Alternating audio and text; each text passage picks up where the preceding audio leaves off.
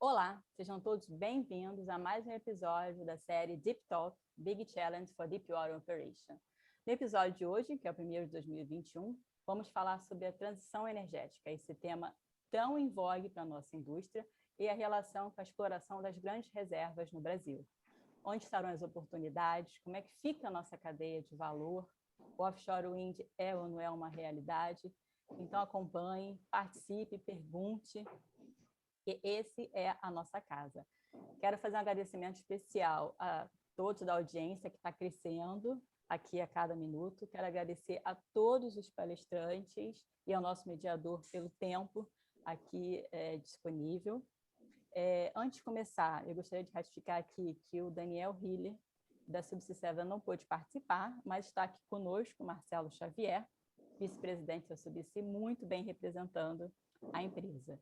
Antes de começar, eu gostaria só de lembrar que as perguntas devem ser enviadas pelo Questions and Answers e não pelo chat, para não ficar perdido.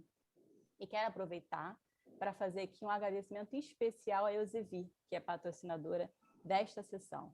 Talvez alguns de vocês já conheçam a editora, que é líder mundial em soluções e conteúdos para a ciência, mas talvez poucos saibam o que eles têm para a indústria de óleo e gás. Eles têm soluções incríveis para pesquisa e análise de dados focados em engenharia e geociência.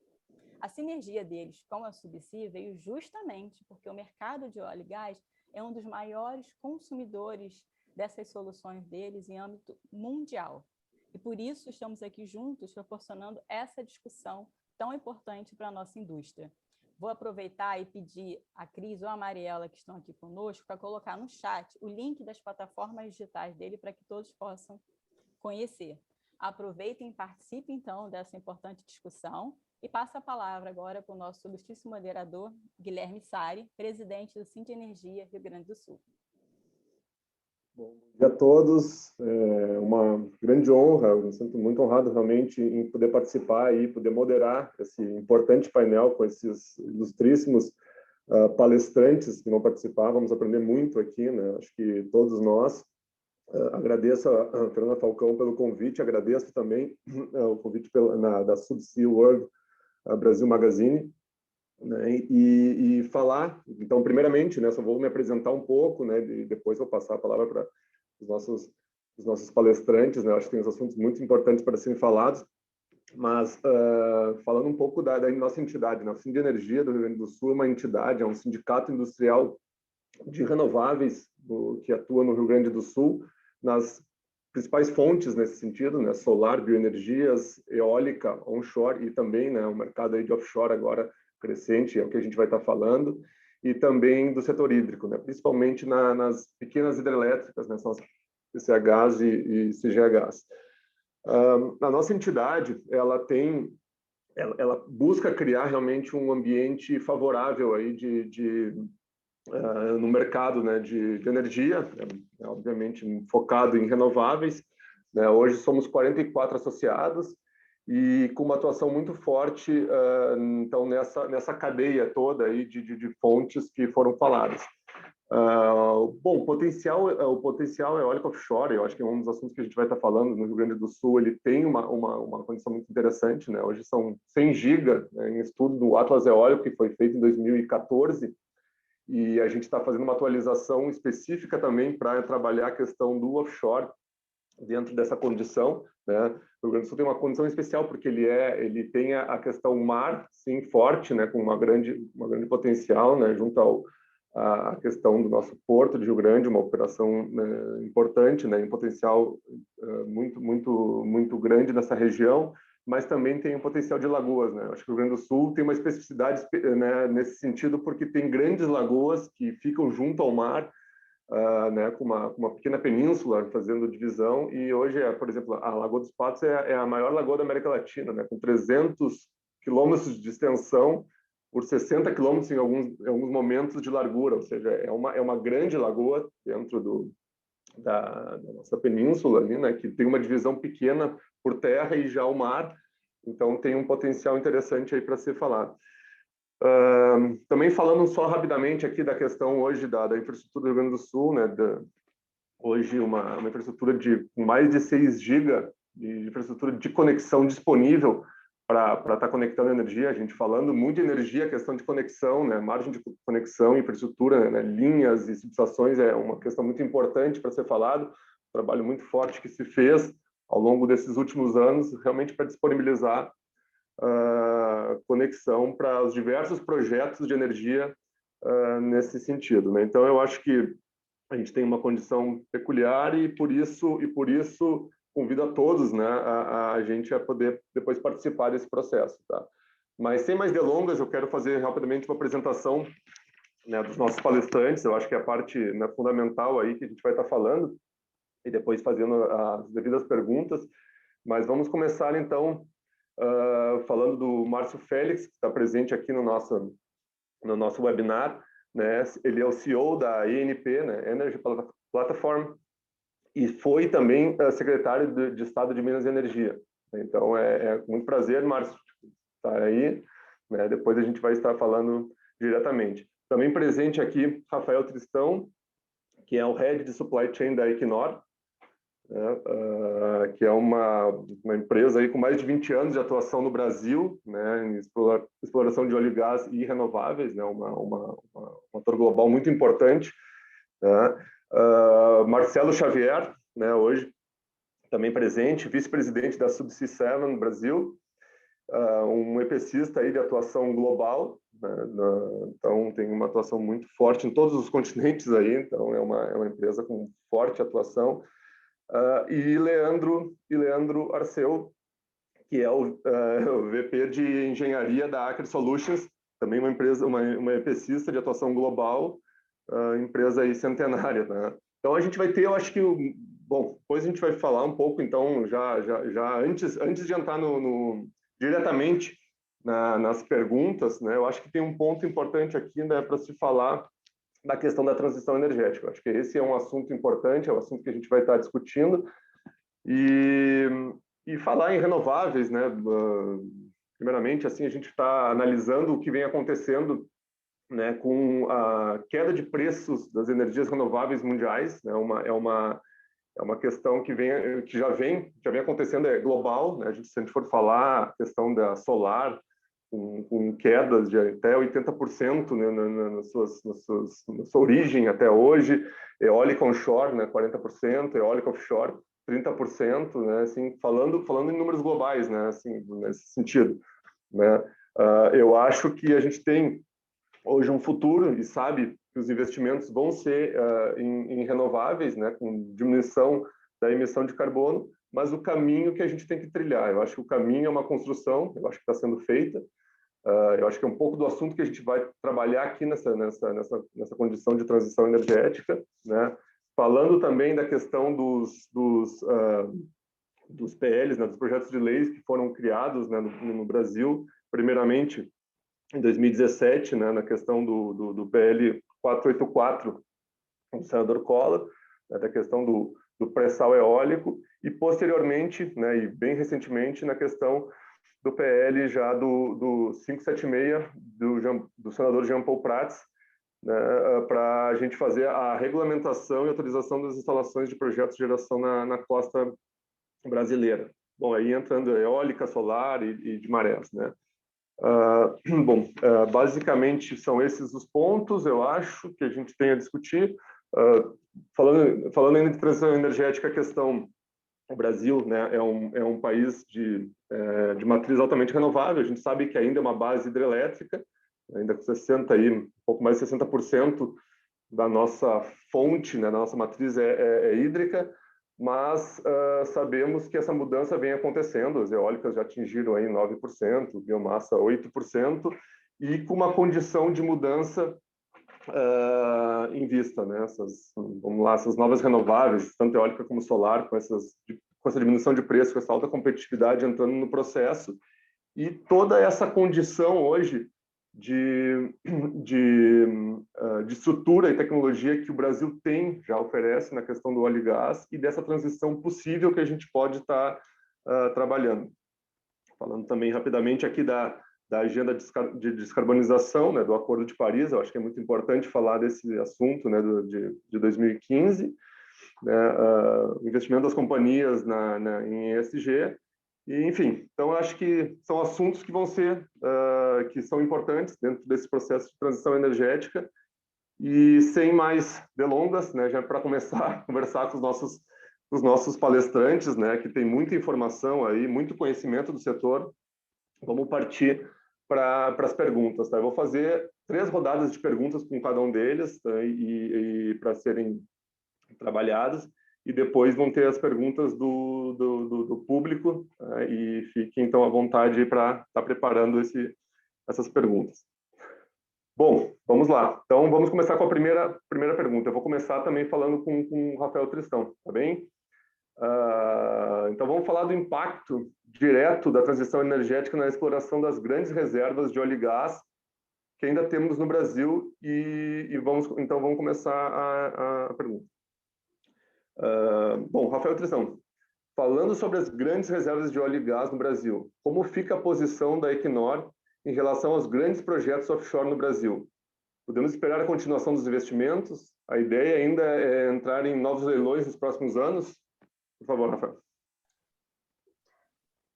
Bem, bom dia a todos. Espero que todos estejam seguros e com saúde em suas casas ou onde estiverem. Queria, antes de responder a pergunta, agradecer o convite da Subsea World Brasil Magazine, parabenizar pela iniciativa. É muito bom poder conversar sobre esse tema, falar sobre o mercado fornecedor, desenvolvimento industrial, principalmente como a transição energética ela contribui, né, para esse desenvolvimento econômico, desenvolvimento industrial no país. Saudar também meus colegas panelistas, você, Guilherme, que vai nos conduzir aí durante essa hora e meia, Márcio, meu conterrâneo, Leandro e Marcelo, Leandro da Aker, Marcelo da Subsea 7, 2 empresas parceiras da Equinor, importantíssimas no desenvolvimento do portfólio nosso no país. Antes de responder a pergunta, eu queria dar um step back, falar um pouquinho da estratégia nossa corporativa. Ela é baseada em 6 palavrinhas: sempre seguro, alto valor e com baixo carbono. E o nosso atual CEO, Anders Opedal, alguns dos nossos panelistas conhecem ele pessoalmente porque ele foi presidente da Equinor no Brasil aqui durante um período. Ele traduz essas 6 palavras em 3 pilares principais. Ele vem dizendo isso consistentemente.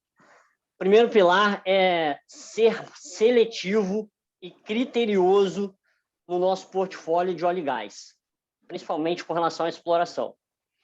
O segundo pilar está baseado em acelerar a alocação de capital para o desenvolvimento das energias renováveis. E, por fim, o terceiro pilar está no desenvolvimento de novas cadeias de valor para um mundo de baixo carbono. Tá? E isso casa muito bem com o Brasil, que é um país que tem recursos naturais abundantes. Então, o Brasil ele continua sendo uma área prioritária para a Equinor no sentido de alocação de investimentos. Eu costumo dizer que nós temos projetos aqui no país para os próximos 40, 50 anos. Nós já investimos aqui mais de 11 bilhões de dólares desde a nossa existência e continuamos firmes no planejamento de investir mais 15 bilhões até o final da próxima década. Esse ano vai ser um ano importante para a gente, para os nossos projetos. Em breve, nós esperamos anunciar o conceito de seleção do projeto de BMC-33, Pão de Açúcar, projeto importante. E até o final do próximo semestre, também esperamos anunciar a decisão de investimento do projeto de Bacalhau. Esses projetos, assim como qualquer outro projeto da companhia, eles competem em nível global.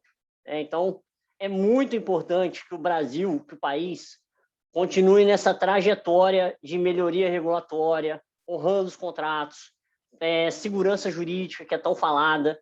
Então, isso traz competitividade para os nossos projetos e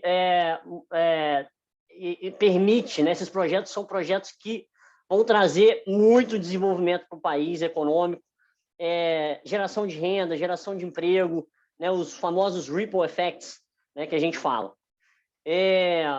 E com relação aos leilões, né, licenças exploratórias que você menciona, nós, como qualquer outras empresas também, nós estamos olhando essa questão e também é importante que essa discussão que está acontecendo com relação a termos, áreas, melhoria da atratividade dos leilões, que ela continue acontecendo, né? Que aconteça progresso.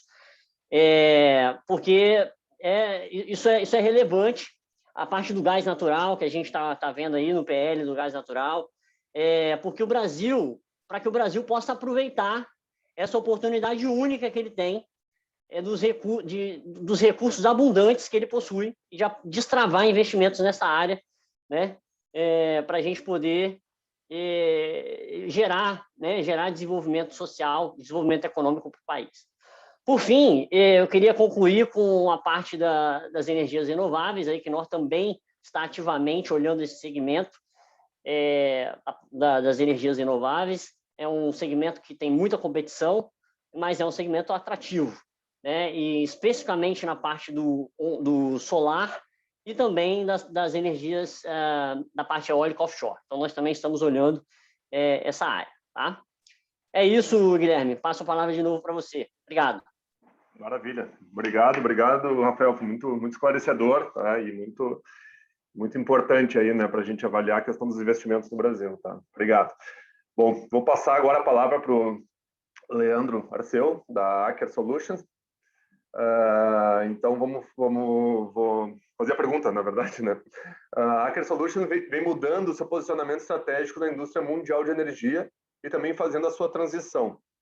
Em relação ao Brasil, que ações a empresa está fazendo para apoiar o país na jornada da transição energética?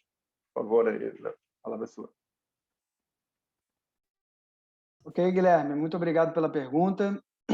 Queria primeiramente agradecer a Subsea World Magazine e também você por estar Mas eu tinha que comprar uma nova, né? Esse evento. Pessoal, vocês estão me escutando bem? Alô? Estamos sim. Ok, tudo bem. É porque entrou uma fala aqui no meio. Bom, voltando, queria agradecer ao público, agradecer também os nossos painelistas que estão participando aqui e, mais uma vez, agradecer pelo convite. Bom, eu acho que, antes de responder a pergunta, acho que é interessante fazer uma introdução da Aker Solutions. Quem é a Aker Solutions? O que a gente faz, né? Até para poder nivelar todo mundo que está nos ouvindo. Bom, a Aker é uma empresa de origem norueguesa e ela atua no desenvolvimento de tecnologias e serviços para o mercado de óleo e gás. Nós temos quase 200 anos de existência, estamos presentes em 51 localidades e 21 países. Em termos de colaboradores, hoje, nós somos mais de 13 mil funcionários ao redor do mundo. E falando especificamente de Brasil, nós estamos no Brasil há um pouco mais de 40 anos, a divisão de óleo e gás tem aí por volta de 25 ou 26 anos nessa média, e a gente tem muito orgulho em dizer que nós participamos, de certa forma, do desenvolvimento da exploração de petróleo no Brasil. Nós fomos o pioneiro no pré-sal, juntamente com a Petrobras ali no campo de Tupi, e, mais uma vez, nós estamos fazendo história no que tange essa parte de transição energética. Desde 2019, nós mudamos a nossa estratégia corporativa, dando um foco maior na transição energética. Praticamente, metade da nossa receita até 2030 ela virá de renováveis ou de soluções de baixo carbono. Tá?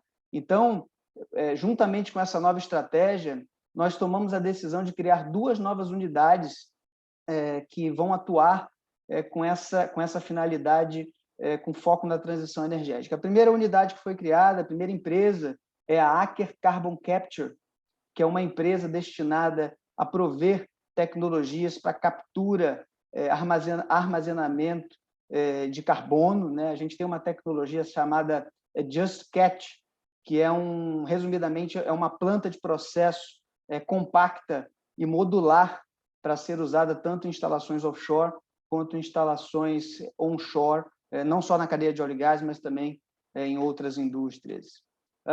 A segunda divisão que foi criada foi a Aker Offshore Wind, destinada a prover tecnologias para energia eólica. E nós temos hoje também um produto já comercializável que foi testado na costa de Portugal, uma unidade geradora eólica, foi testada por vários anos no projeto Windfloat Atlantic.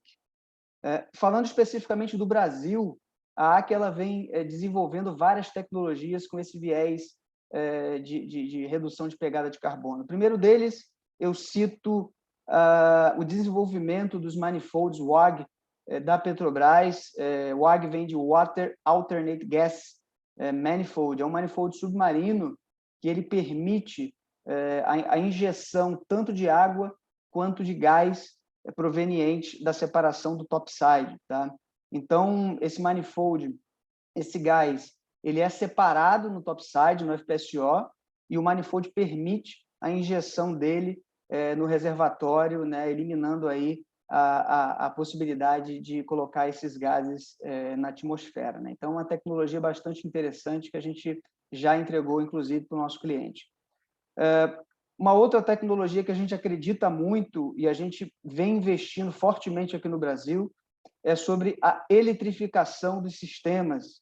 A gente acredita que o all electric, os equipamentos all electric subsea, eles estão chegando, eles vão vir para ficar, e a gente está desenvolvendo tecnologias aqui no Brasil, juntamente com a verba da ANP, para poder capacitar esses futuros equipamentos aí que a gente vai lançar.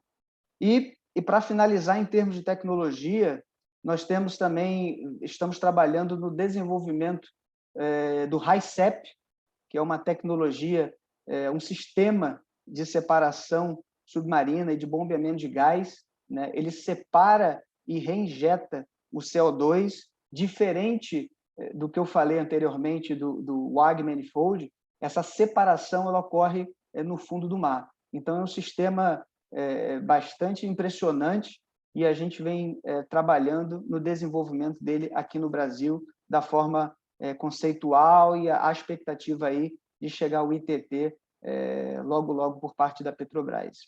Em suma, a Aker ela tem investido fortemente no Brasil, apoiando os nossos clientes nessa transição energética. Excelente, Leandro, muito bom, assim, muita inovação aí passada, né, no chamado Green Future, muito bom, realmente, parabéns. Agora, passando aqui, vou passar a palavra para o Márcio Félix, da ANP, né, e vou fazer a pergunta também, obviamente, né, qual a influência da transição energética no desenvolvimento da exploração e produção no Brasil, tanto onshore como offshore? Bom dia, Márcio. Bom dia, obrigado pela oportunidade. Eu estou falando aqui de Aracruz, no Espírito Santo, perto da nossa área operacional. Enfim, tomando os devidos cuidados e espero que todos estejam com saúde. Agradecer aí aos colegas aí do painel, o convite do time da Fernanda, Subsea World Magazine e, claro, da nossa audiência aí, bastante distinta e importante. Tema muito relevante. A gente já começa, né, pela fala dos colegas aqui que antecederam o trabalho, duas empresas de DNA norueguês, Equinor e Aker, que no seu país fazem o país, a Noruega, tem uma estratégia, vamos dizer assim, de Estado em relação ao uso do mar como fonte de diversas maneiras ao longo dos tempos.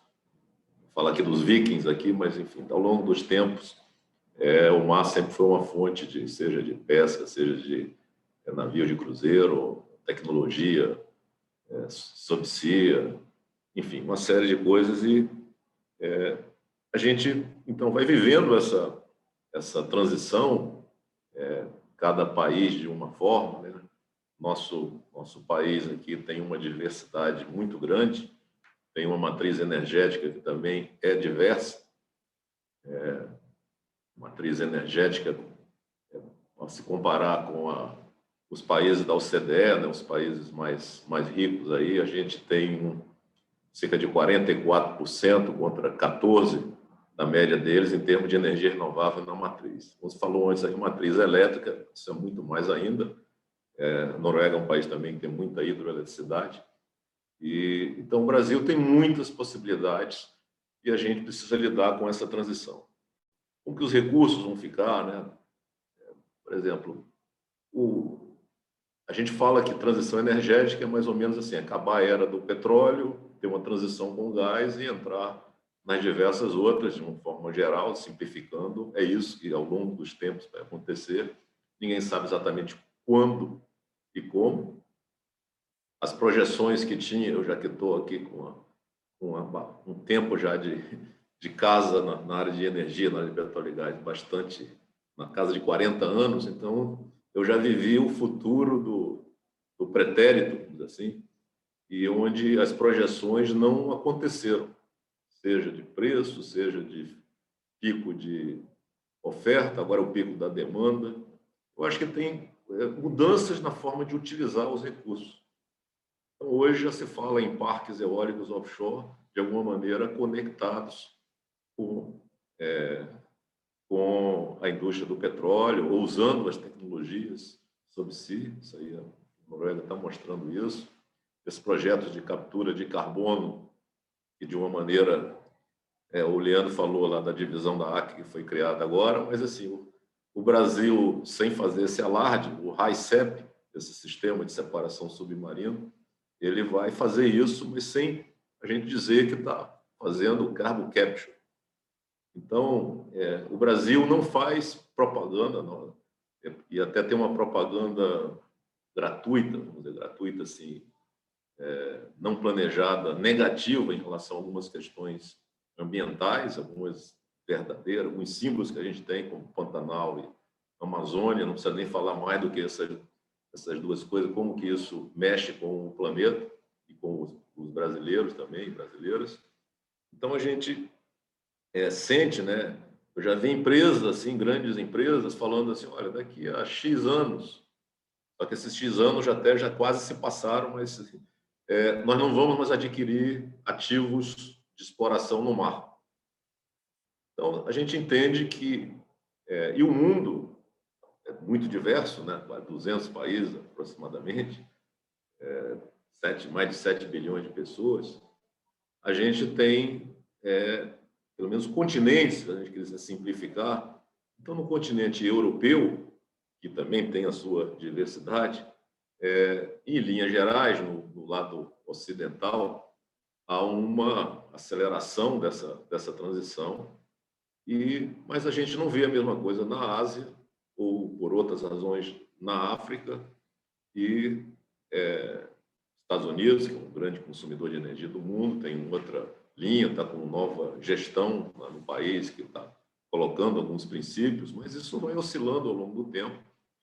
E o Brasil sempre é um país que está no meio de campo, né? A diversidade coloca, assim que eu chamo e brinco de chamar de sincretismo energético, vai misturando as coisas em vez de fazer uma transição, largar uma e passar para outra. Então, os combustíveis derivados de petróleo, os biocombustíveis, seja etanol de álcool, de milho, biodiesel, notadamente de soja, no Brasil, e o biogás, de diversas fontes. Isso é uma outra linha de renováveis, que talvez o Brasil, como tem uma abundância dessas possibilidades, um amigo que foi para a Alemanha passar um tempo, e o pai dele, assim, alemão, falou assim, você vai na Alemanha para aprender esse negócio de biogás que é aplicar no Brasil. E ele falou assim, de uma forma bem simples, ó. Na Alemanha são coisas pequenas, projetos pequenos e subsidiados. No Brasil tem que ser grande e não subsidiado, porque não tem de onde tirar o subsídio. Então, o Brasil é um país que produz muitos resíduos. Esses resíduos são fonte de muitos negócios que precisam ser melhor aproveitados. Então, assim, provavelmente a gente vai deixar uma reserva, não pensando em ser estratégica, mas uma reserva estratégica para o planeta de petróleo de várias áreas, porque o pré-sal o terreno do pré-sal, a cerca do pré-sal tem cerca ali 150 mil quilômetros quadrados, que é um pedaço muito pequeno das bacias sedimentares. E o pré-sal, o filé mignon do pré-sal, está concentrado numa área bem menor do que essa. Então, quantos outros, você falou outro dia, na bacia do Pará, Maranhão, o onshore tem várias possibilidades. Então, o Brasil tem potencial, que não foi, que não vai ser o país do futuro, sempre tem que ter futuro pela frente. Então, tem muito potencial que não vai ser explorado até essa mudança, mas a indústria do petróleo se revolucionou com a descoberta do refino, mas a petroquímica e a petroquímica híbrida talvez vai encontrar soluções, porque vai produzir asfalto ou certos tipos de lubrificante ou combustível de baixo teor de enxofre também contribui. Então, eu vejo que essa transição ela vai se esticar um pouco mais e talvez o Brasil, não de uma forma planejada, mas talvez por uma questão da nossa história de miscigenar as raças, de juntar, quer dizer, ter uma união no país, mas você está no Rio Grande do Sul, que tem vamos dizer assim, uma visão, um sotaque, uns termos regionais, e cada lugar que a gente está tem suas características, mas fazemos parte de um país só, e isso se consolidou ao longo dos tempos. Então, para mim, a transição energética dos recursos offshore, a gente tem agora o pré-sal, que é um grande filão, mas ainda tem outros filões que vão vir, e o que vai variar são os usos dessa energia, não mais para transporte, né? Até porque transporte já não é mais isso, é mobilidade, é um outro conceito, e a mobilidade está aqui.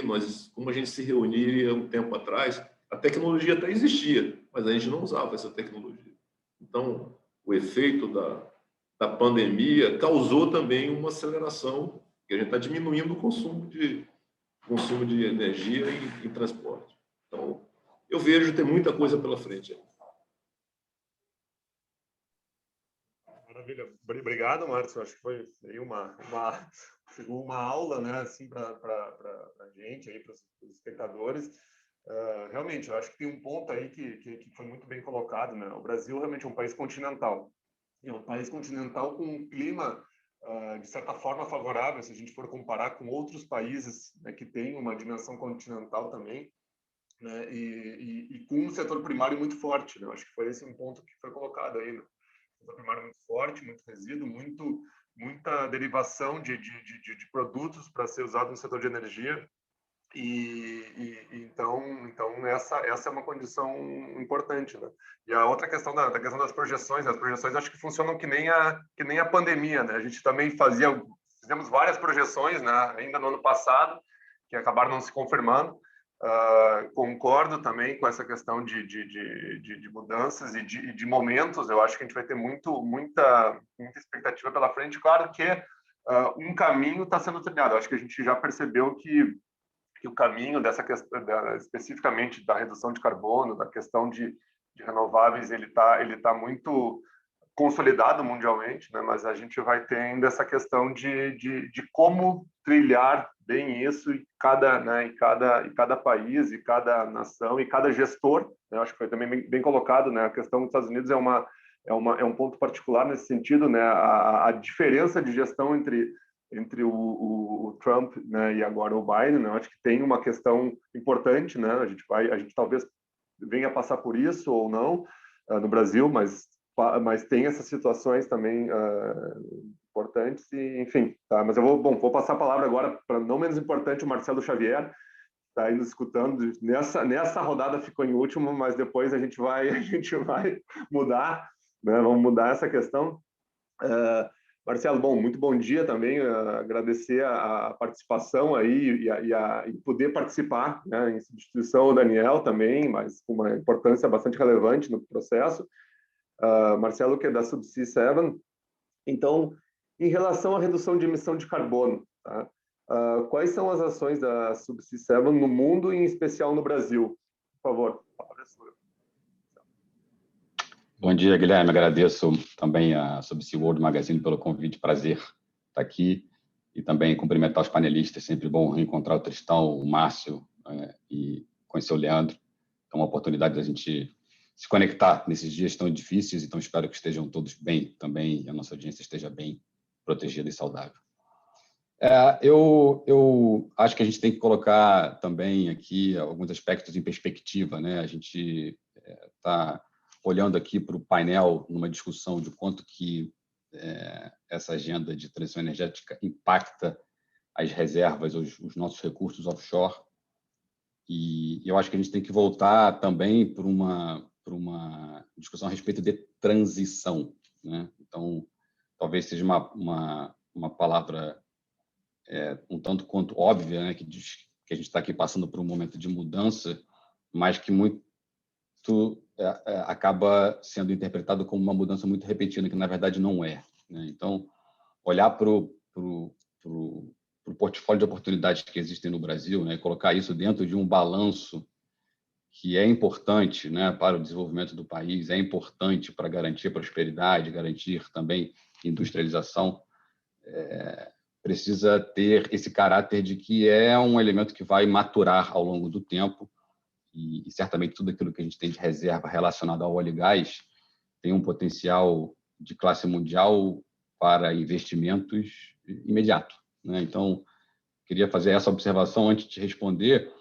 dizendo que a gente tem uma participação bastante proativa e a gente acredita, né, no impacto que a forma como a gente vive, a nossa indústria tem no ambiente global. Então, a Subsea 7 tem uma pauta, sim, proativa de participação num mercado que, sim, será modificado ao longo do tempo por uma direção mais renovável e menos focada em fontes de recursos fósseis, né?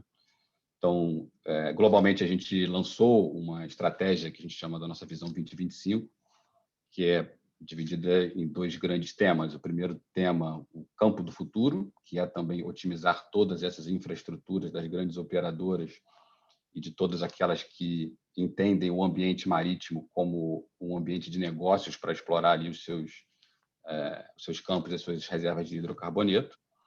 E ali é muito focado em aceleração, né, e minimização dos investimentos necessários para você ter, de fato, recursos competitivos. E o outro lado dessa estratégia está vinculado a uma participação proativa nessa transição energética, que a gente já tem, felizmente, hoje, globalmente, 30% do nosso backlog vinculado a projetos que serão executados em desenvolvimento de fontes de energia renováveis, né? Então, para o Brasil, a gente vê que existe um passo diferente do passo de outras regiões. Eu acho que é bem claro isso, e eu acho que existem motivos óbvios para a gente entender que cada região vai ter a sua particularidade em função das suas oportunidades, escolhas diferentes serão feitas. Então, no Brasil, a gente vê que existe uma fase importante da gente ser pragmático, ser proativo e acelerar a discussão de regulamentação, a discussão de adequação, de como inserir toda essa oportunidade que a gente fala dentro de um contexto de um portfólio que já é muito competitivo, já é muito atrativo e me permito dizer, necessário, né, para a gente ter energia barata e ter capacidade realmente de impulsionar uma série de iniciativas localmente. Falo especialmente do gás também, nesse contexto, né? A gente tem uma oportunidade incrível de introduzir uma agenda bem mais pragmática a respeito do gás, nesse sentido da transição também, né? A gente sabe que o gás é uma energia mais verde do que o óleo, então, como viabilizar esse pragmatismo, essa discussão de regulamentação, esse mercado aberto para que o gás tenha uma participação ativa e também continue destravando oportunidades futuras na direção de fontes ainda mais renováveis. Então, voltando para a sua pergunta, acho que o impacto no Brasil que a gente procura promover é realmente trazer soluções como EPCista que sejam competitivas e que tragam já o viés imediato de carbono baixo para os desenvolvimentos de hidrocarboneto, influenciar e tentar promover uma discussão a respeito também das soluções de viabilização do gás e discutir, numa agenda mais de regulamentação, a experiência que a gente consegue adquirir em outras regiões de mercados mais maduros de energias renováveis para trazer esse tópico para um ponto que, novamente, eu volto a falar, precisa ter pragmatismo, a gente precisa ter capacidade de discutir de uma forma bastante tangível para que possamos fazer progresso. Então, entendo aqui o impacto como uma grande oportunidade, né, da gente conseguir lembrar que é uma transição, mas conseguir fazer uso de uma forma equilibrada de todo esse potencial que existe no Brasil para destravar toda essa potência que a gente sabe que tem localmente. Perfeito, Marcelo. Acho que está muito bem falado. Eu acho que a gente está também com essa questão falando de transição energética, né? Falando de geração de base, né? E em relação a renováveis, eu acho que esse é um ponto importante, né? Competitividade, que foi falado muito, e no fim das contas, o que o consumidor quer? Ele quer um preço baixo, ele quer as renováveis, ele quer energia limpa, sim, mas ele quer também pagar menos, né? Então, tem toda uma situação aí e uma condição, né, para ser trabalhada, que é fundamental nesse processo, né? Então, acho que está muito bem passado. Bom, como eu falei, né, agora a gente vai começar a segunda rodada e vamos já passar para o Marcelo Xavier, agora ele vai ir para a primeira, né, que a gente tem uma mudança, uma dinâmica também, né? Então, já falando, vamos falar de oportunidades, tá? Eu acho que, então, Marcelo, já vou começar contigo. Então, a transição energética já está na agenda das principais operadoras de óleo e gás, né? Perfeito. Muitas delas já se posicionando como empresas integradas de energia. Como isso impacta a cadeia de fornecimento de óleo e gás e como a Subsea 7 está se preparando para essa nova onda de oportunidades de negócio? Obrigado, Guilherme, pela pergunta. E a gente entende que todos esses empreendimentos são empreendimentos complexos, né, para começar. Então, a mesma cadeia que é capaz de gerenciar investimentos complexos que requerem tecnologia, né, que usam ativos específicos, que têm mão de obra especializada, é uma cadeia que, nessa expansão de oportunidades no mercado de energia mais integrado, será também capaz de se adaptar e entregar esses projetos, independente do tipo de fonte de energia, dentro aí dos portfólios de desenvolvimento dos operadores, né? Então, existe uma discussão a respeito de o quanto que a incumbência da nossa indústria, né? Eu acho que é interessante falar isso daqui em função de ser uma indústria talvez bastante específica, né? Que no Brasil foi muito para águas ultraprofundas, né? Tem caráteres específicos muito fortes vinculados à exploração de óleo e gás, o quanto que essa incumbência favorece e o quanto que ela prejudica um atendimento a um setor que, apesar de estar também no ambiente offshore, né, no caso aqui de renováveis offshore, tem características diferentes, né? Se a gente pegar as eólicas offshore, você tem desenvolvimentos em águas rasas, né?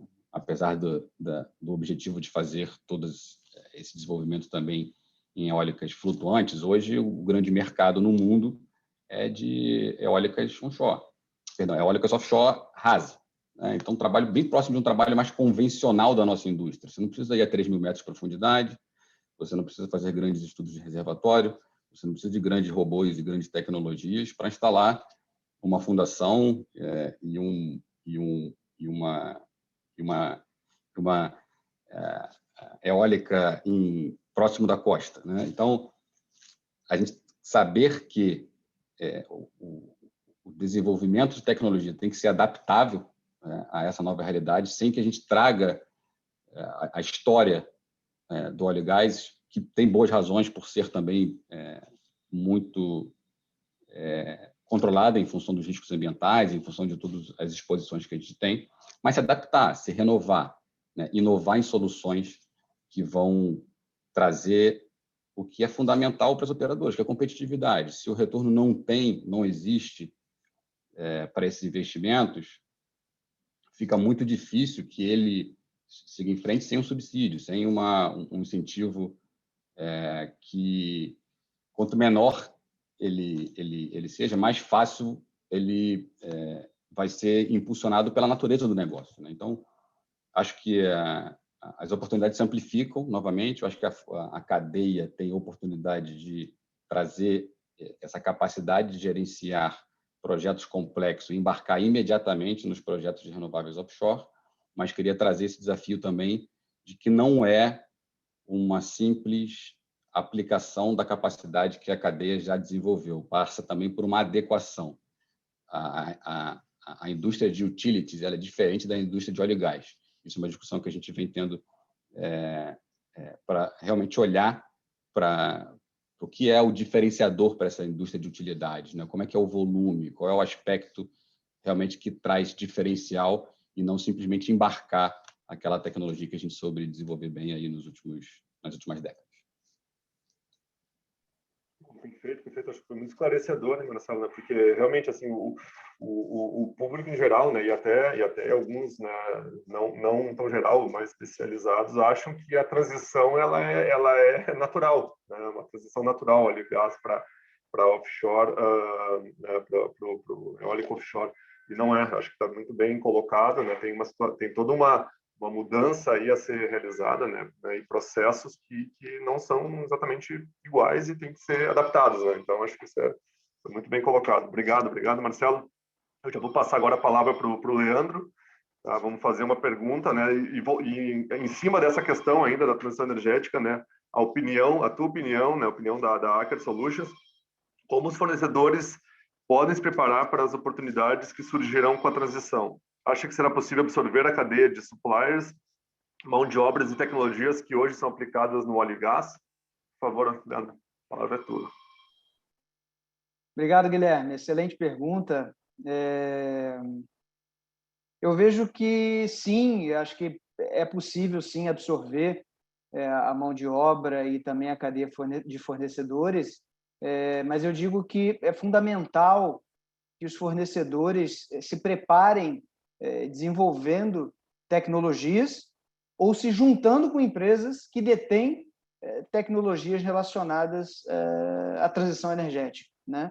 A transição energética hoje ela já está acontecendo, a demanda já existe e é fundamental que quem tem essas tecnologias, obviamente, vai sair na frente, né? Então, essa preparação ela já devia estar acontecendo, né? Se não está acontecendo hoje, algumas empresas já estão perdendo o timing, né? Como exemplo, eu cito aqui a própria mudança de estratégia que eu mencionei na pergunta anterior da Aker, né? Que ali em 2019 a gente enxergou que tinha uma grande oportunidade futura, a gente fez um spin-off com 2 empresas relacionadas a esse tema, né? E hoje a gente já está colhendo alguns frutos em função disso, né? E antes de 2019, a gente já vinha desenvolvendo tecnologias para poder pavimentar, vamos dizer assim, o nosso futuro nessa estrada aí da descarbonização das energias sustentáveis, né? Então, eu vejo que os investimentos do passado nos capacitaram e muito para o que a gente está fazendo hoje e o que a gente vai fazer amanhã, tá? E quando você pergunta se é possível absorver a cadeia de fornecedores e também a mão de obra, né? Eu reforço que sim, como eu falei, e eu diria que até é mandatório absorver a nossa cadeia de fornecedores e a mão de obra, porque a nossa economia ela é muito pautada em óleo e gás, né? O óleo e gás movimenta uma parcela muito significativa do PIB, mão de obra e etc. Então, essa transição de tecnologia, de necessidade de recursos, ela precisa ser gradual, ela precisa ser saudável para os fornecedores e para a economia do país, né? As soluções renováveis, elas precisam ser competitivas, né? Assim como o Marcelo comentou né, na resposta anterior, né, a questão da competitividade, precisa ser barato para o consumidor e tal, é fundamental que essas tecnologias que as empresas estão desenvolvendo, elas precisam nascer no Brasil, preferencialmente, né, para ser nacionalizadas. Você nacionalizando uma tecnologia como essa, a chance de você torná-la barata e você conseguir um ganho de escala muito maior, sem dúvida, eu acho que esse é o caminho, né? Porque importar tecnologia ao preço do dólar, do euro e todas as moedas estrangeiras que estão hoje, fica inviável para uma tecnologia ser difundida a esse preço, tá? E é isso que a gente vem fazendo, né? A ACA está indo nessa direção, está buscando desenvolver tecnologias aqui no Brasil, fornecedores aqui no Brasil, utilizando verba NP, como eu mencionei, né? E um outro ponto, a mão de obra do óleo e gás, ela é altamente especializada, ela é muito capacitada, né? Então, assim, é fundamental que essa mão de obra participe dessa transição, compartilhando aí expertise técnico e também suportando o futuro mais sustentável aí para o nosso país. Excelente, Leandro. Muito bom. Obrigado. Já vou passar de imediato a palavra para o Rafael, tá, da Equinor, Rafael Tristão, e perguntar para ti, Rafael, o que podemos esperar para a cadeia de valor local daqui para frente? Quais são as perspectivas? Por favor. Bem, pergunta finalmente relevante. Eu vou responder qual a expectativa, né, para o mercado fornecedor. Bem, a Equinor é uma empresa, um operador internacional, global, né? Então, eu vou responder essa pergunta com três pontos principais. O primeiro é o nosso compromisso com a geração de valor local, né? Com o desenvolvimento dos nossos projetos, da nossa operação, através da colaboração com o mercado fornecedor. Acho que é muito importante esse ponto, né? Eu vou destacar aqui, a gente vem fazendo isso ativamente durante esse ano, fizemos isso ano passado. Um exemplo, nós anunciamos recentemente a contratação do serviço de perfuração para o projeto de Bacalhau, primeira fase da campanha de perfuração, usando a Schlumberger, Halliburton e a Baker, um contrato de mais de 400 milhões de dólares, 74% de conteúdo local. Então, fabricação de maquinário, mão de obra, serviço, tudo isso grande parte disso vai ser feito no Brasil. Isso é geração de renda, emprego, criação de valor para os estados e para o país no geral. Além disso, tem aí o meu amigo Marcelo para comprovar. A parte de surf do projeto está sendo feito com a CIA, ainda dependendo da decisão de investimento, mas grande parte desses recursos vão ser feitos no país. Estou dizendo fabricação de estruturas metálicas, flat, plane, árvore de Natal, muita coisa vai ser fabricada lá em Taubaté, na planta da OneSubsea, e um pouco também fabricado lá em Ubu, Márcio, na planta industrial da Subsea 7. Então, são pontos que, através do desenvolvimento dos nossos projetos, contribuindo para a geração de valor no país. Um outro exemplo que é importante, eu anuncio aqui, nós renovamos recentemente a nossa parceria com a Valorec e com a Tenaris, que são nossos fornecedores de tubulares de perfuração, e a partir desse ano, nossos tubos de perfuração terão 90% de conteúdo local. Isso para todo o nosso portfólio de perfuração e exploração da Equinor do Brasil.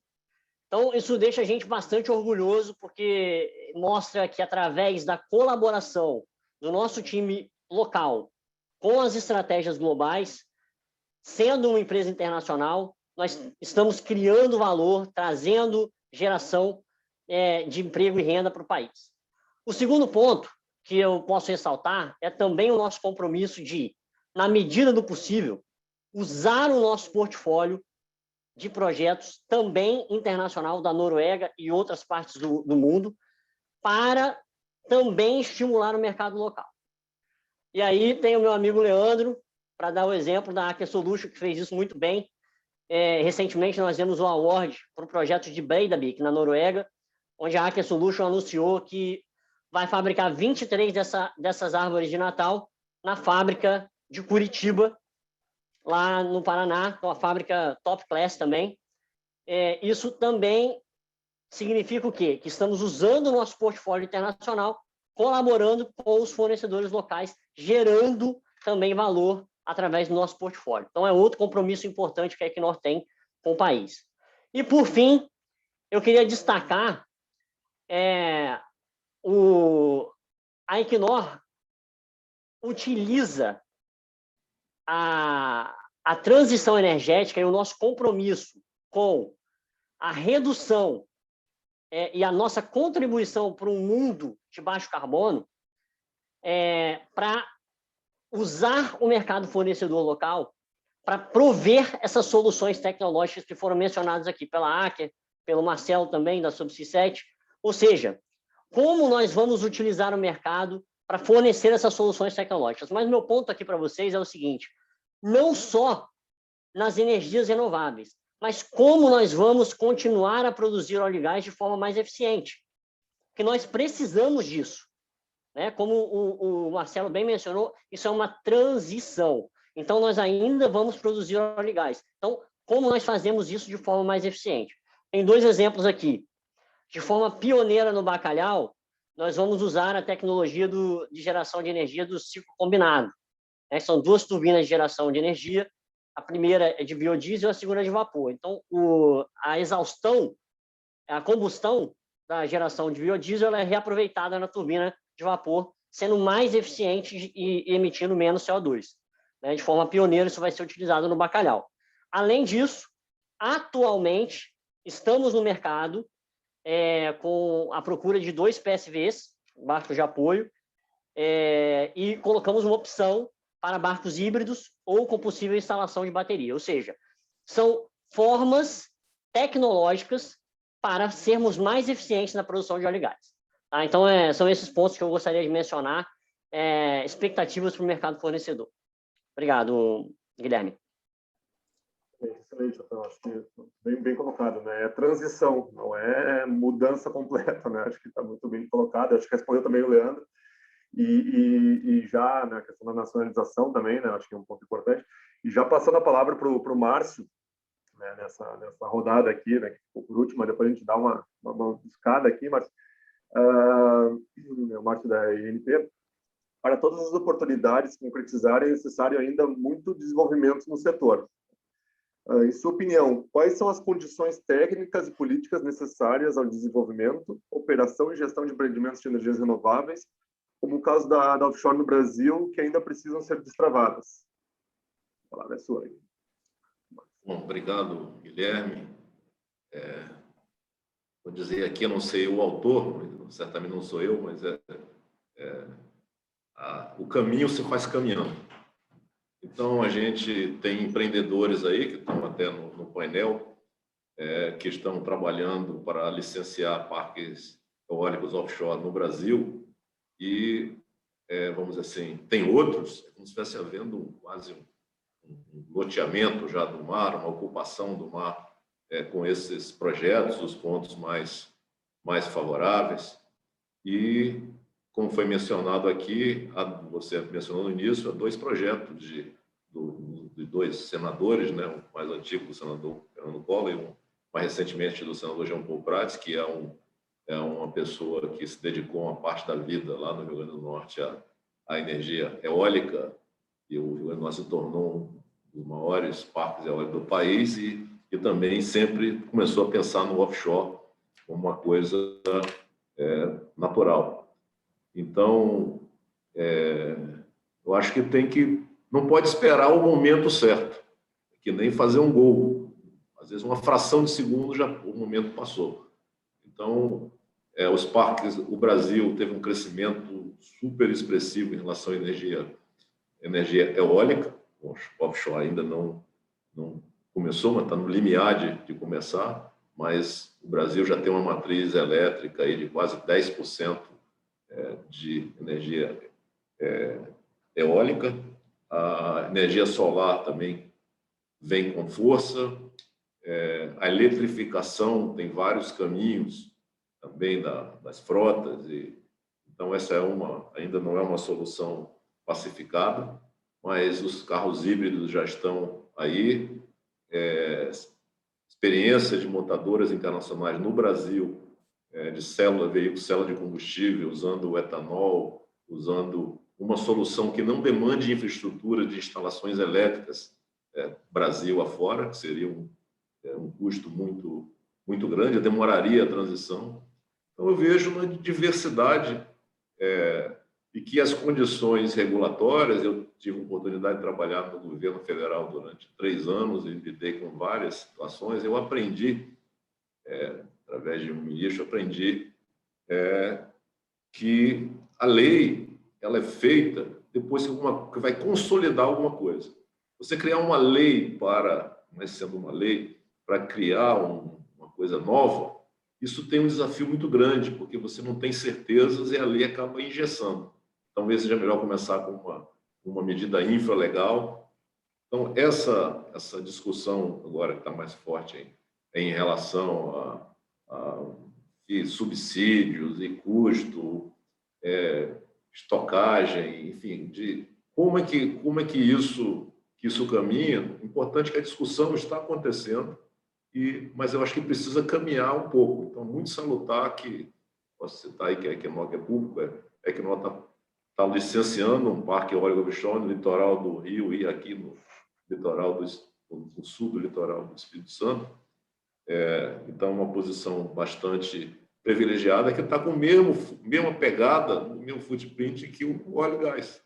Então, os recursos vão se, vamos dizer assim, as transições de carreiras, de empresas, de tecnologias vão acontecendo incrementalmente, e de vez em quando tem um salto quântico, né? Acumula um determinado nível de energia e realmente muda de patamar, ou há uma inovação, uma transformação. Então, acho que a grande vantagem é que o Brasil é um campo de experimentação, é um campo para empreendedorismo, para se construir soluções, tem muito espaço vazio, muita necessidade. A gente está discutindo, ao mesmo tempo, agora aprovada a lei do gás, está se discutindo a regulamentação da lei que foi recente aprovada do saneamento. Então, são coisas que a gente vive em séculos diferentes, ao mesmo tempo, abismos que tem, regiões extremamente ricas, quer dizer, um país muito rico, mas a distribuição é muito desumana, desequilibrada, e a gente, enfim, então a gente tem muita oportunidade, e o que a nossa até empresa busca, a ANP, é ocupar os espaços vazios para criar, às vezes falta só uma ponte, uma coisa muito simples, para juntar 2 gigantes, e aquela ponte, às vezes, nenhum está fazendo, ou uma simples conexão, seja um duto, seja uma linha de transmissão, enfim. Então, eu acho que isso aí que a gente tem que olhar o todo, e aí as leis vão refletir isso naturalmente, com mais convergência, vai ser muita energia gasta no Congresso para aprovar. Então, quando tem mais convergência, as coisas andam muito rápido, como foi o caso da lei do RenovaBio, que ela andou numa velocidade muito grande, porque já existia um histórico de mais de 40 anos de uso de biocombustível no país. Perfeito. Muito bom, Márcio, muito bem colocado. Vamos partir para o terceiro round, então, de perguntas aqui, depois vai ter a pergunta do público, né? Falar, então, de novos modelos de negócios em energia. Eu estava falando do agro, né, setor primário, mas novos modelos de negócio em energia, desafios e inovações. Vou começar dessa vez com o Leandro. Leandro, os investimentos no pré-sal podem atrasar a transição energética no país ou vai dar para ter um equilíbrio? E como isso aconteceria? Por favor. Muito bom, Guilherme. Obrigado pela pergunta. Excelente pergunta, tá? Acho que tem muito mito em relação a isso, né? Bom, eu diria que não, o pré-sal ele não vai atrasar a transição energética, tá? E eu digo que porque há muita comparação, né, entre os países da Europa e o Brasil, né? Poxa, a Europa está investindo fortemente em eólica, solar, carro elétrico, né, como os nossos amigos aqui já falaram, né? Ao passo que o Brasil está investindo maciçamente no pré-sal, no gás natural, Tem outros investimentos também, eólica, solar, claro, mas olhando as grandes operadoras, elas estão com um foco muito grande no pré-sal. E eu digo que assim, os países eles estão em momentos distintos da transição, né? E isso tem que ser levado em conta. A matriz energética brasileira, ela é hoje em torno de 3 vezes mais sustentável do que a média global, né? O Brasil hoje estima-se algo em torno de 46% da matriz energética brasileira é sustentável, ao passo que a global está em torno de 14%. Então, isso coloca o Brasil numa posição de destaque muito grande. O Brasil ele está hoje num lugar onde diversos países gostariam de estar daqui a 20, 30, 40 anos. Tá? Então, essa transição energética ela precisa acontecer de forma muito saudável, mas para o ambiente, o meio ambiente, para a economia e para a sociedade daquele país. Tudo tem que estar muito bem conectado. Tá? O pré-sal, ele, sem dúvida, ele tem atraído muitos investidores, né? Muita gente interessada no pré-sal, né? Todas as majors operators, falando de Total, Equinor, Shell, a Exxon também, né? De certa forma, estão hoje no Brasil. Claro, algumas já estavam há mais tempo, mas o pré-sal tem atraído muito mais investimento, muito mais operadoras, né? Porém, todas essas empresas que eu mencionei, todas elas têm metas de redução de CO2, né? E isso faz com que elas operem no Brasil, mas elas operem também para atender aquelas metas de redução de CO2. E isso vai fazer com que você tenha um ciclo virtuoso de investimentos em tecnologia, mão de obra, cadeia de fornecedores, etc., para poder produzir óleo com sustentabilidade, né? Então, o próprio Rafael Tristão mencionou aí a questão da energia, né, com as 2 turbinas, né, produzindo energia de maneira mais eficiente, né? Então, tudo isso vai de encontro aos investimentos em óleo e gás, porém, atingindo metas de sustentabilidade, né? Para concluir, eu digo que o óleo e gás ele tem uma participação muito significativa ainda na matriz energética mundial e terá por muitos anos. A gente não vai deixar de ter óleo ou de produzir energia através do petróleo daqui a 20 anos. Não vai ser assim. Ainda tem muita estrada ainda nesse caminho, tá? E o petróleo do pré-sal ele é um óleo de muita qualidade. E a gente precisa aproveitá-lo, precisa aproveitar essa janela, mas a gente precisa aproveitar de modo responsável, economicamente, socialmente e ambientalmente. Perfeito, Leandro. Muito bom. Obrigado. Já vou passar a palavra para o Rafael, né? Acho que já conduzindo nessa linha. Rafael Tristão, qual o tamanho do desafio para o mercado de eólicas offshore no Brasil? Quais são esses principais desafios? Bem, Guilherme, o desafio é enorme, né? Mas eu acredito muito no mercado fornecedor brasileiro e também, né, já tenho falado isso algumas vezes. Eu acho que o Brasil tem uma base instalada muito boa, para siderurgia, metalurgia. A gente precisa aproveitar isso, capacitar tecnicamente, adaptar, como a gente falou aqui já, né? Fazer as adaptações que precisam ser feitas para poder aproveitar as competências que já existem no Deepwater, e falando especificamente da eólica offshore, né? Para a gente poder ser eficiente e nos posicionarmos proativamente para essa transição que está acontecendo. A Equinor, como o Márcio falou, a Equinor se posicionou recentemente, fizemos esse licenciamento aliás, um estudo para o possível licenciamento no parque eólico na região norte fluminense, pegando um pouquinho ali da região capixaba. O parque de potencial geração elétrica de 2 gigawatts, com possível extensão para mais 2. O projeto está muito preliminar ainda. Inicialmente serão 320 geradores, shallow water, ou seja, águas rasas, mais ou menos 20 quilômetros da costa, turbinas fixas de fundo. Então, a parte da eólica offshore no Brasil, ela ainda está muito incipiente, né? Então, precisamos discutir regulação, tem muita coisa para acontecer.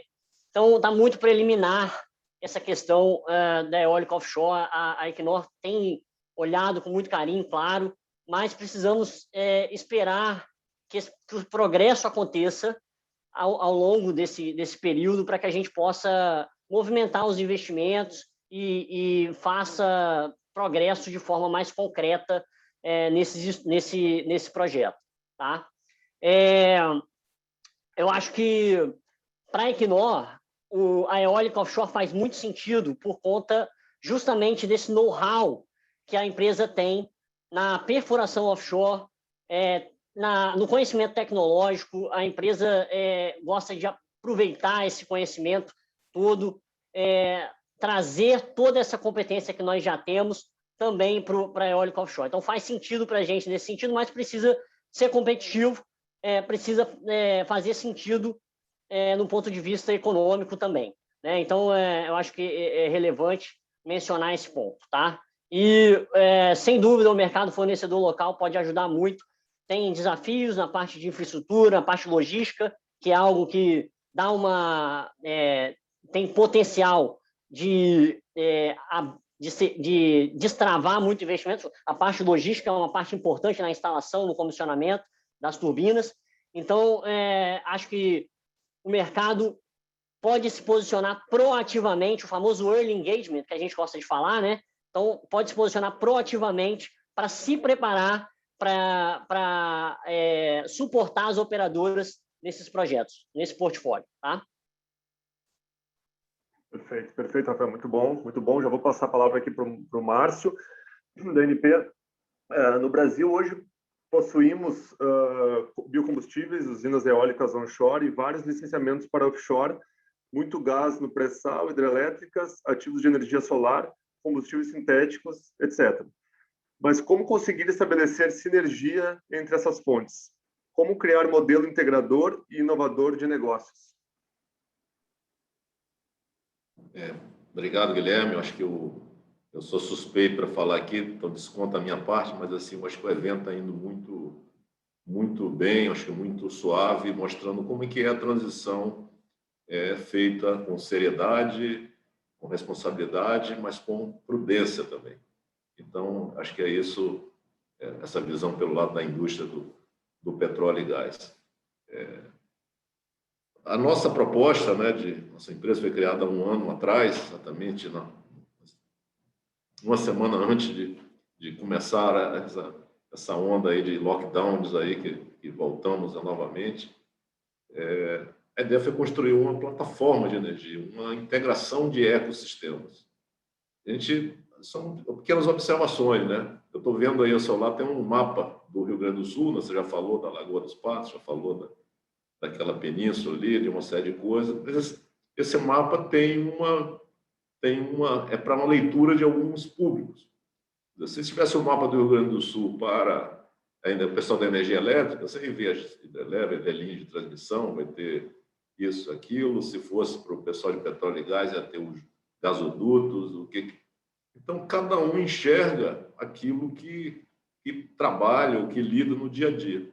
Então, um olhar mais integrado, e não de um país continental como o Brasil, mas de um estado, ou até de uma região de um estado grande, como já o próprio nome diz, né, do Rio Grande, que ainda tem as conexões com a Argentina, com o Uruguai. Então, enfim, tem que olhar esse contexto, as suas riquezas marinhas, que tem gás de hidrato, riqueza inexplorada ainda no mundo. Então, tem que olhar a questão da Antártida ali, que está um pouco distante, mas está na zona de influência, vamos dizer assim. Se olhar assim, o Mercosul, mas tem a África do Sul, na frente. Então, quando começa a olhar assim, o mundo a partir de um determinado local, e aí você começa a integrar. Então, assim, a coisa talvez mais elementar que a gente fez foi construir mapas e integrar mapas de diferentes visões. E a gente, claro, se integrar tudo, você não enxerga mais nada, que fica muito congestionado. Então, ao olhar e enxergar que tem espaços vazios, porque uma empresa pequena como a nossa, iniciante, mas assim, um desafio, as empresas, as majors aí, algumas que estão mais à frente aí dessa transformação, dessa transição energética, elas estão se apresentando como, em vez de ser empresas internacionais de petróleo, empresas internacionais de energia, IECs em vez de IOCs. Só que se a gente for pesquisar no Google, eu tentei botar o que somos nós, o que é ANP? É uma empresa integrada de energia, mas não existe essa classificação quando vai dar uma busca no Google, porque não tem um número suficiente de empresas classificadas como tal. O número acho que é 10. Então, assim, eu fiquei impressionado com isso. Então, a visão é muito fragmentada. A gente aparecia como empresa de energia renovável. Não somos empresa de energia renovável. Então, você é de petróleo e gás. Não. E aí, isso não é só no Google, é qualquer classificação para a gente criar empresa, estabelecer. A gente está setorizado. Então, a gente precisa se desapegar desses modelos e para dar uma olhada. Então, assim, ecossistema regional, você fala, ecossistema para as coisas de meio ambiente, ecossistema energético, então, plataforma de energia. Então, são trocadilhos com a área de petróleo e gás, plataforma, ENP, de E&P, de Exploration and Production, em inglês, para fazer uma... Então, eu acho que é um olhar diferente que a gente tem que lançar e a gente começa a integrar com outras coisas. Você falou da Lagoa dos Passos, aí já é um mundo de oportunidades.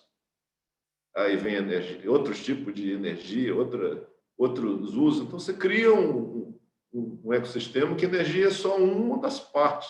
Então, a gente está num mundo muito fragmentado, a gente precisa reintegrá-lo, reconectá-lo. Então, acho que é isso aí que a gente está procurando fazer e aí enxerga em pequenos espaços aqui, como é o estado do Espírito Santo, um pedaço do estado do Espírito Santo, que é uma área pequena, mas a quantidade de oportunidade por metro quadrado é muito grande. Isso que nos surpreende, inclusive para a geração de energia. Aí produzir biogás, que é muito incipiente, mas se o biogás não utilizar a infraestrutura que tem para o gás natural, que é muito limitada também, vai construir uma outra infraestrutura. A legislação, como é que fica? Então, se não, vamos dizer assim, avançar um pouco no limite da flexibilidade que as regras existentes permitem, a gente não vai para frente. A lei do gás aí foi aprovada essa madrugada aí na Câmara, finalmente, vai para a sanção. Aí as pessoas começam a perguntar, vai ter, mas agora é regulamentação. Vamos discutir a regulamentação. Mas, assim, quem é que empreende, que toma uma decisão de fazer um negócio? Quantas e quantas pessoas ao longo de anos perguntaram para mim se existia a lei do gás ou não? No décimo mês, eu falei, será que eu estou acreditando demais? Porque eu, todo momento disso, a gente está trabalhando para que elas aconteçam. E o que acontecer vai ser o melhor, porque o Congresso é um reflexo da sociedade. Então, acabou ficando no nota 10, ninguém tira, mas tirou uma nota bem alta. E então, esse é um momento extremamente relevante, mas depois vem um vazio. Não, agora vamos discutir a reforma tributária, precisa você de quê, precisa daquilo, o Ministério da Saúde, o que está acontecendo, a eleição do ano que vem. Então, a gente tem que... Cada dia, a gente está sempre no hoje, tem o passado, o presente, a gente está sempre no centro do universo, onde a gente quer que a gente esteja, no espaço, no tempo. Então, a gente tem que fazer aquilo. Então, o que a gente tem para fazer agora é olhar, e num país como o nosso, que tem desafios gigantescos, mas tem oportunidades que mobilizam as pessoas. Então, e a energia, a maior energia renovável que tem, só para concluir, é o que vem da força das ideias, que é a mais desperdiçada cada minuto. E essa é inesgotável, praticamente. Então, essa é que a gente tem que caprichar mais.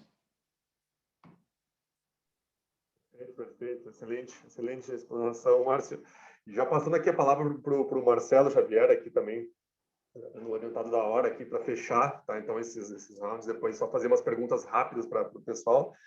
Marcelo, alguns projetos de offshore wind já estão em fase avançada para licenciamento no Brasil, embora ainda em estágio inicial de maturidade tecnológica, como já foi mencionado antes, né? Que oportunidades os fornecedores locais podem esperar? Por favor. Eu vou tentar ser breve aqui, Guilherme. Eu acho que, mais uma vez, né, é uma oportunidade, como o Tristão falou, de capacidade instalada. Então, a gente tem aqui um know-how relacionado a todo o histórico de desenvolvimento offshore. Então, tem uma conexão bastante óbvia aqui de facilitação, né, e entendimento de como o mercado pode atender essas outras demandas.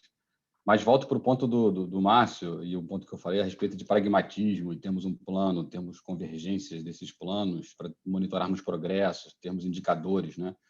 Porque a própria pauta do gás agora se abre mais uma fase, o quanto que a gente consegue integrar essas soluções para que essas infraestruturas que a gente está criando, né, seja ela para o gás, escoamento do gás, seja ela amanhã para o offshore wind, seja ela para o hidrogênio verde daqui a outros anos, como é que a gente consegue integrar isso dentro de um plano, né, de desenvolvimento energético que faça sentido e que a gente possa sempre buscar competitividade de cada uma dessas soluções, que a gente não fique sempre desenvolvendo algum aspecto pontual sem olhar o contexto geral que a nossa grande combinação de oportunidades nos propicia, né? Então, tem um risco aqui da gente falar focadamente de offshore wind, daqui a 10 anos a gente fala focadamente de green energy, né, o hidrogênio verde, e estamos talvez falando do gás, mas será que daqui a 10 anos estaremos já com o mercado aberto, impulsionando o gás do pré-sal, fazendo o desenvolvimento que a gente precisa dentro desse contexto integrado, né, continuando a trazer as reservas de óleo que precisam ser trazidas, né? A gente fala muito sobre o quão importante é fazer novas descobertas e trazer mais óleo para manter essa demanda, mesmo que em declínio, numa situação sustentável para o desenvolvimento das economias, né, e a recuperação dos países dessa recessão. Então, peguei sua pergunta para responder sobre o mercado atendendo o offshore wind, mas tentei dar uma outra magnitude, que eu acho que o que o Márcio falou é bem importante. A gente precisa conseguir ter um nível de pragmatismo, de plano, de meta, de indicadores, para que a gente faça com que tudo isso aqui seja algo competitivo, né, que impulsione valor. Perfeito, Marcelo. Muito bem colocado, né? Muito excelente também a resposta, e acho que é isso aí. A gente, né, não adianta fazer um planejamento se a gente não vai conseguir cumprir, né, e com todos esses investimentos que são necessários para cada uma dessas fontes e, né, novas tecnologias. Bom, agora vamos partir, a gente terminou o terceiro round, agora vamos partir para algumas perguntas. Vou fazer uma pergunta para cada um de vocês da audiência. Tá? Só peço que sejam, nesse caso, mais resumidos aí, né, nesse processo, né, pelo adiantado da hora do pessoal. Então, aí, responder entre 2 e 3 minutos, né? Perguntar primeiro para o Leandro. A primeira pergunta veio para o Leandro da ACA. As tecnologias em prol da redução de emissões que mencionou, que já estão implantando, serão só em operações ou irão ser comercializadas no mercado? Por favor, Leandro. Obrigado, Guilherme, pela pergunta. Serão comercializadas no mercado, tá? Sendo mais específico, falando da primeira tecnologia que eu mencionei, lá do Aker Carbon Capture, né? A Just Catch, ela hoje está disponível para comercialização. Se vocês entrarem no site da Aker Carbon Capture, vocês vão entender um pouco mais sobre a tecnologia. É uma tecnologia bem interessante, resumidamente, uma planta de processo compacta, modular, para ser usada aí, seja na indústria de gás ou em qualquer indústria que tem altas emissões aí de CO2. A outra da Aker Offshore Wind também é comercializável. Já provamos essa tecnologia na costa de Portugal por alguns anos. Bem interessante, tem na internet, vale a pena conhecer. Aqui no Brasil, mencionei do manifold de injeção, né, de gás, o WAG, perfeitamente, está pronta a tecnologia também. All Electric em desenvolvimento, mas vai ser comercializável para todo mundo que tiver interesse. A questão do HICEP. O HICEP é uma patente Petrobras, a gente está desenvolvendo em parceria, Claro que tem alguns componentes, alguns módulos ali que a tecnologia hacker, e, por exemplo, eu cito a bomba, nossa bomba multifásica, que poderia ser perfeitamente usada em outras frentes, mas o equipamento, propriamente dito, a solução RICEP, aí não, isso aí é mais juntamente com a Petrobras, ok? Obrigado, Leandro, pela resposta. Já vou passar a palavra aqui para o Márcio, também uma pergunta que foi feita. Você mencionou que ainda temos muitas fontes de energia em desenvolvimento antes de chegarmos em 100% das renováveis. Qual fonte você considera que ainda tem um potencial de crescimento e uso?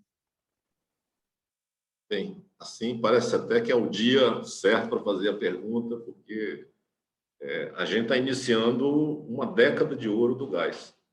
Então, essa década agora, esses anos 2020, vão ser do gás ganhar espaço no Brasil, substituindo o diesel, entrando no local de outros energéticos, ele se espalhando pelo país com diversas soluções. O gás ele tem efeito também na indústria gás química, tem, enfim, uma série de usos, ele combinado também tem muitas possibilidades nesse modelo nosso de híbrido flex, né, que o Brasil cria conceitos. E então a gente tem, vamos dizer assim, um conjunto muito grande de possibilidades. O petróleo tem muita coisa, mas não vou falar do petróleo, mas só o gás tem isso. Tem energia nuclear, que é outro tabu, mas acho que o Brasil vai ficar, assim, por razões diversas, vai ficar numa coisa muito só para ter um controle o conhecimento da tecnologia e usar. Mas, assim, o gás, além de ter uma pegada de carbono menor do que o petróleo, e ainda mais substituindo diesel, por exemplo, que a gente tem muito transporte a diesel, o gás, ele, paradoxalmente, ele aumenta o uso de renováveis, porque térmicas com resposta rápida, entre as térmicas, vou escolher, se poupa água, que é fundamental para o agronegócio, água que você pode gerar energia através de alimento, enfim, tem um outro caminho, então tem um outro ponto de equilíbrio. Então, o gás preserva os nossos reservatórios, preserva a nossa natureza nesse sentido e dá garantia, por exemplo, o Nordeste, que tem, às vezes, 90% de geração de energia eólica, quer dizer, todo o consumo está sendo quase suprido 100% por geração eólica, mas momentaneamente tem um problema, muda de vento, muda o vento de direção, tem alguma coisa, baixa, e aí precisa entrar rapidamente, e apagão que houve, o último aí, uns anos atrás, 2017, sei lá, por aí, 2018, acho que início de 2018, foi exatamente isso aí, precisa entrar rapidamente. Então, o gás, ele é a bola da vez. Então, quem não começar a correr vai chegar atrasado. Perfeito, Márcio. Acho que, e corroborando aqui a pergunta que vai para o Marcelo, acho que vai nessa linha, né? Você mencionou sobre o gás e tivemos ontem a aprovação da nova lei e muito se fala sobre o que fazer com o enorme potencial de gás do pré-sal. Na sua opinião, onde realmente teríamos oportunidades com o gás? Aqui está na pauta mesmo. Eu vou tentar ser breve aqui, até porque as oportunidades são muitas, o Márcio falou bem, tem uma década aí de ouro pela frente, e eu acho que a pergunta é mais onde não existem oportunidades de gás, né? Hoje a gente tem um sistema ainda muito pouco pró-mercado, né, para o uso dessa fonte incrível. A gente sabe que o pré-sal tem grandes reservatórios de gás, né? Então a gente conseguir viabilizar isso através de uma infraestrutura, falo novamente aqui, submarina, que traga isso no contexto de grid, que traga isso no contexto de integração, talvez faça todo o sentido aí com hubs e com formas bastante modernas de viabilizar esse recurso tão importante. Falo aqui, olhando para o Márcio, e ele está balançando a cabeça assim, porque a gente sabe, né, que existem boas ideias aí com grandes empreendimentos por vir pela frente. Acho que o pragmatismo dessa caminhada está por vir. Vou aproveitar e vou me despedir respondendo rapidamente algumas poucas perguntas que surgiram aqui no chat para mim. Vou me permitir aqui rapidamente, Guilherme. O Cláudio Cuivem, do PPSA, falou sobre mindset. Eu acho que realmente o óleo e gás precisa ter um mindset renovado. Então, será que nesse painel também a gente tem que trazer pessoas de outras indústrias que têm essa mentalidade da utilidade, né, para a gente poder acelerar e modernizar o nosso debate também? O Fábio Portugal perguntou sobre apoio integrado, e eu acho que certamente a gente está falando de infraestrutura integrada, por que não logística integrada para o óleo e gás, para o eólico offshore, para o descomissionamento, que a gente falou pouco aqui, também é uma pauta importante e sustentável. E a Andréa Rosento, a última que perguntou algo aqui para a Subsea 7, ela fez uma boa pergunta. Pré-sal, tarde demais? Né? Acho que a gente sai daqui com uma resposta clara. Não é tarde demais, é um recurso incrível, né? Topo aqui da competitividade mundial, que precisa, sim, ser acelerado, precisa, sim, ter soluções de baixo carbono, precisa ter uma capacidade de atendimento desses empreendimentos bem mais moderna do que a gente fazia há décadas atrás, e com essa aceleração da transição energética, a gente tem que poder saber implementar isso. Aproveito para agradecer, para você não ter que voltar para mim, foi muito bom, agradecer aos colegas, e fico aqui atentamente ouvindo vocês para a gente finalizar o evento. Muito obrigado, Marcelo, foi muito bem, terminou bem também, acho que foi realmente rápido, objetivo. E para finalizar, fazer a pergunta aqui para o Rafael, né, da Equinor.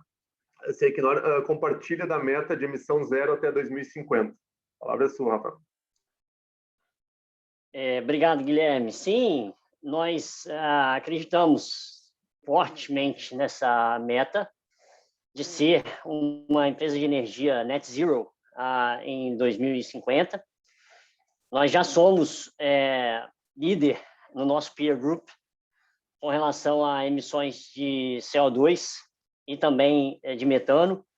Hoje nós emitimos no nosso portfólio de upstream 9 quilos de CO2 por barril produzido, e comparado à média da indústria, é bem abaixo, a média da indústria está em 17. Com relação ao metano, são 2 toneladas de metano queimado por cada 1.000 toneladas de hidrocarboneto produzido, é bem abaixo também a média da indústria, que é 13. Então, são números bastante relevantes que a Equinor tem, líder nesse segmento. Também de 15% a 20% do nosso orçamento de pesquisa e desenvolvimento está sendo direcionado para a parte de energia renovável e também de novas cadeias de valor, como eu mencionei no início da minha fala, isso globalmente. Então, mostra também o nosso foco em desenvolver novas tecnologias para acelerar esse desenvolvimento da transição energética. Um ponto importante que eu posso destacar aqui de 700 a 1,5 bi de dólar deve ser direcionado ao desenvolvimento de CCUS, que é o nosso famoso Carbon Capture and Storage. Então, dá para ver que a gente está desenvolvendo, alocando capital para o desenvolvimento dessas novas tecnologias. É interessante levantar, nós temos um campo na Noruega, que é um campo de Johan Sverdrup, produz aproximadamente, tem a capacidade de produzir aproximadamente quase 500 mil barris por dia. Esse campo ele é eletrificado por terra e ele produz ele emite uma média de 0,7 quilos de CO2 por barril produzido, quase nada de CO2. Então, a gente mostra aí que é quase possível produzir óleo e gás sem emissão de CO2. Então, pioneirismo nessa área de emissões.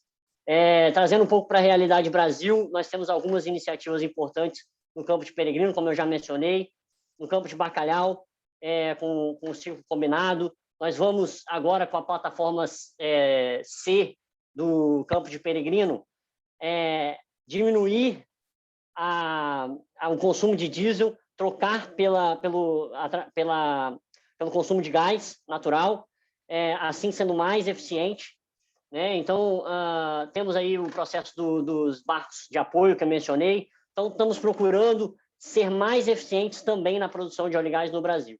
Então, enfim, o desafio é grande, mas nós acreditamos que vamos cumprir, que vamos conseguir ser net zero aí lá no ano de 2050. Tá? Obrigado. Também agradeço aí, vou fazer como o Marcelo, agradecer o convite e o tempo que juntos. Acho que foi uma discussão muito relevante com vocês. Obrigado pelo tempo aí e agradeço. Bom, muito obrigado, Rafael. Perfeito, uma excelente resposta. Eu vou passar, então, a palavra para o Márcio se despedir, depois o Leandro, e deixar vocês à vontade aí. Obrigado, eu já devia ter tido essa iniciativa para facilitar, mas obrigado pela oportunidade, uma satisfação, aprendi bastante aqui. Eu acho que a gente está no caminho certo de fazer a transição à brasileira, chamar assim, com o nosso tempero diversificado aí, da campanha ao Pantanal, à Amazônia, ao semiárido nordestino, enfim, ao Cerrado, enfim, todas as nossas frentes. Então, desejar uma ótima tarde a todos e obrigado pela oportunidade. Legal. Sem mais delongas aqui, queria agradecer também toda a equipe que organizou o evento. É muito bom, muito rico a gente ter empresas distintas, né, em momentos distintos aqui. Temos operadoras, temos EPCistas e outras contribuindo, compartilhando esse conhecimento. Então, eu agradeço demais, acho que foi um horário... Passou rápido aqui, já estou vendo aqui o horário, mas foi um momento de muito aprendizado também. Muito obrigado. Bom, obrigado a todos. Eu vou passar a palavra para a Fernanda, mas realmente muito honrado aí de ouvir todas essas explanações e otimista com o setor, né, e com essa transição que o Brasil vai estar passando. Obrigado a todos. Muito obrigada a todos da audiência. Teve uma audiência super alta durante todo o evento, até agora, quase 2 horas, sinal de que ninguém queria deixar de participar. Recebemos muitas perguntas que não puderam ser elucidadas aqui, mas todas serão enviadas para os palestrantes, para que possam ser respondidas a posterior. Realmente foi uma discussão profunda, né, como a gente quer fazer com a indústria.